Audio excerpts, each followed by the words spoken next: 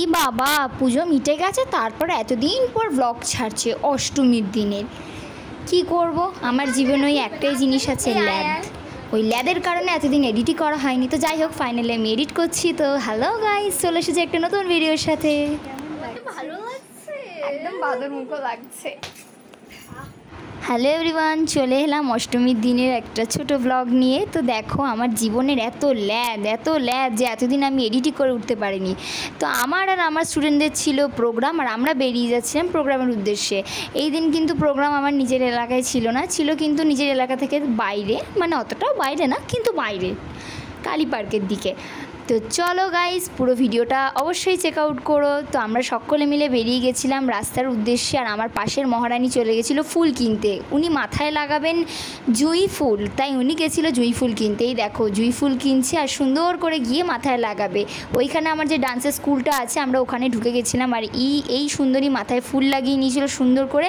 আর এই দুই সুন্দরী দাঁড়িয়ে আছে এখানে, আমার বাচ্চার গার্জেন। এই হলো ছোট্ট স্কুল, এইখানেও কিন্তু একটা ক্লাস হয়।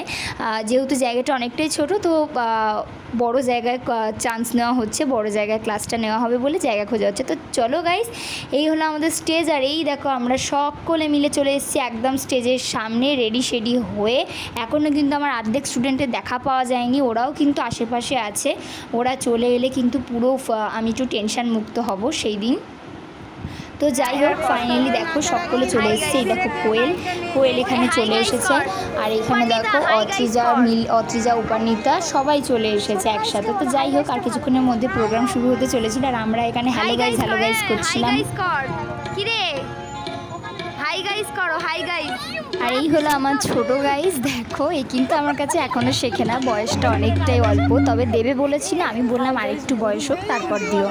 তো দেখো, আমরা সকলে এখানে বসে আছি। তুমি বলবে দিদি তুমি এত ফ্র্যাঙ্ক। আমি সত্যি আমার স্টুডেন্টের মায়ের সাথে অনেকটাই ফ্র্যাঙ্ক, কিন্তু একজন আছে কি বলতো, আমার সাথে ঠিক সুটেবল হতে পারে না।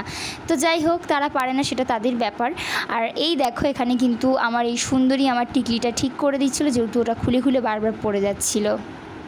আর এটা হলো আমার কালী পার্কের একটা স্টুডেন্ট। এ কিন্তু মেকআপ টেকআপ ঠিকঠাক একদম করে আসতে পারেনি, যেহেতু অনেকটাই ছোট, বাড়িতে কেউ ওকে সাজানোর নেই, তাই এরাই কিন্তু ওকে মেকআপ করতে হেল্প করছিল। আর এই দেখো কোয়েল, ওর কিন্তু একটা ডান্স হয়ে গেছিলো করা, সেগুলোর ফুটেজ আমি লাস্টে তোমাদের দেখাচ্ছি অল্প অল্প। আর এই দেখো, এ কিন্তু এখানে বেঁধে নিচ্ছিল চুল। আর এরা এখানে যা ফাজলামি শুরু করেছিল, কি বলবো আমি।